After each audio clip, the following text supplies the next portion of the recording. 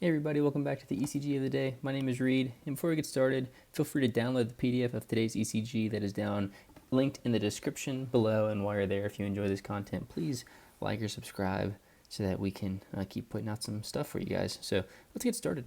So what you'll notice here is that we've got this narrow complex rhythm. I like to kind of get an idea of what's going on. I call it looking at the forest. So the trees of the forest from our QRSs, I'll pick maybe lead 2. And what you'll notice is that we've got narrow QRS, and we've got what looks to be group beating, right? You have beat, beat, and then you've got this pause, and then you have beat, beat, then you have a pause, and that pause and that beat, beat kind of pattern continues throughout the strip. As you can see, really they're groups of 2. And so let's say that this is, I call this group beating. And group beating often represents one or two things. It can be a second degree AV block, right? Because second degree AV blocks will usually it'll be like a P, QRS, P, QRS, and then a drop. P, QRS, P, QRS, and then a drop. So you get this predictable pattern of drops sometimes in second degree blocks. And then another thing I think about is premature contractions. Premature contractions in some type of predictable pattern, right? Either every other beat, every third beat. You get group beating because you'll have a premature contraction and then normal, premature and then normal. And so let's figure out maybe what's going on with this. So the first thing I do is I'm just going to take a look. I see we've got some P waves before these QRSs.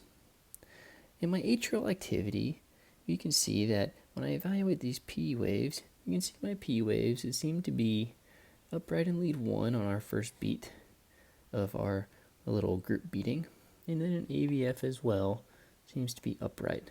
So I would say my PR interval is not my PR interval, my P wave seems to be a sinus P wave. So that's good. And now let's figure out, do all the P waves look the same, right?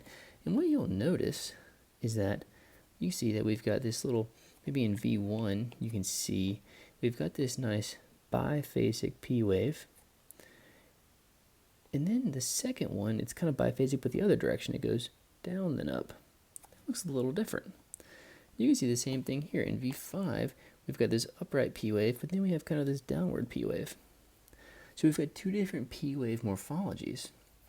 And so let's take a look now at these funky beats and see what's going on. We've got a PR interval that's normal, right? That PR interval is normal. So we know that the AV node, at least in this beat, is normal.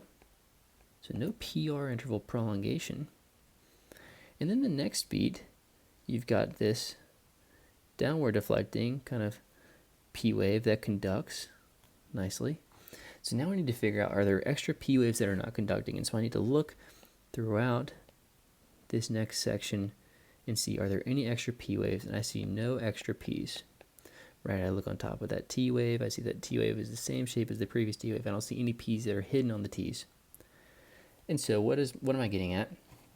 I've got here, essentially these group beats are being caused by, we have a sinus P wave, and then right here we've got a PAC. Then we have a little bit of a pause. And then we have sinus again. And then right here we got a PAC.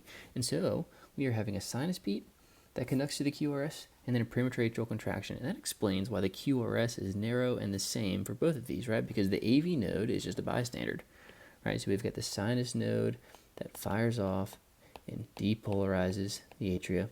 The AV node takes that signal and sends it down to the ventricles, creates our QRS. Before the sinus node can reload, there is some atrial beat, some ectopic focus that's firing off, depolarizing the atria, and the AV node's taking that signal and sending it down the same fashion as before. So our QRS looks the exact same. So we have a PAC that is occurring every other beat. You can see that pattern is happening throughout the entire PAC strip. PAC.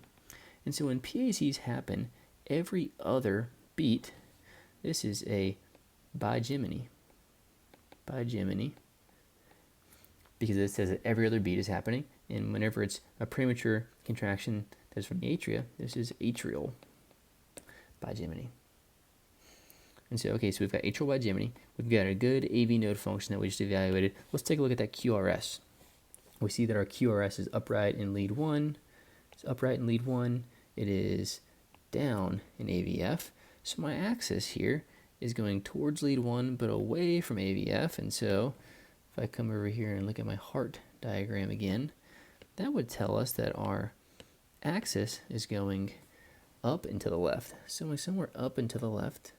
If we want to be even more precise, we see that it's positive in lead 2. Our QRS is positive in lead 2. So it needs to be going at least more towards perpendicular to lead 2. So that would put us kind of in this direction right here. So we would call this maybe left axis shift, because we know anywhere left axis shift, when the axis is in this region, we know that that region is between 0 degrees and negative 30 degrees. So it's left axis shift. And so that's okay. We don't need to worry about that too much. And so we look at our QRS morphology throughout the precordium. We've got a little bit of a late transition. You see little R waves that aren't growing until they get to V4. It's hard to say what that's from. I'll be honest, it looks like V3 might have been placed poorly, right? Because we shouldn't see the R wave be smaller in V3 just by itself. So maybe V3 could have been placed a little bit better on the chest wall. So it's our QRS. Let's look at our QT interval here. And we look maybe in between. I don't see really a QT interval that seems to be too long. My T wave ends really before the midway point, especially in those premature contractions, so I'm happy with my QT interval. We can look for pathological Q waves, which I don't see. Some people often mistake V1, those deep S waves, for pathological Q waves, but remember, we have this little R wave, that little upright R wave, and so because we have an R wave, this next wave by default is an S. So that is not a Q, that's an S, so we have no pathological Q waves. And I don't see any ST or T wave abnormalities in this ECG that really stand out to me as being elevated or depressed or inverted or peaked. So what do we got? Let's throw this all together. We've got a sinus rhythm. We've got, if you want to calculate the rate, which I guess we should have done, what I like to do with these atrial bigeminal rates, and that's kind of why we maybe didn't do it, is what you can do. I'm not going to do it now, but I think this will be a pretty normal rate, but I'll pick maybe a QRS complex, and then I'll pick the next normal sinus QRS complex. I'll calculate the rate of these two, so I'll take the rate of these beats here, and now we'll divide that rate by 2. I will times that rate by 2. And by multiplying that by 2, that kind of gets the good average rate. And I would say just eyeballing this, it seems like this would be kind of a normal sinus pace. So we've got this sinus rhythm. We've got a group beating that is best explained by premature atrial contractions in a bigeminal fashion, PACs in atrial bigeminy with left axis shift. So hope this helps. If you have any questions, feel free to throw them in the comments. If not, have a great day, and we'll see you back on the page tomorrow. Take care.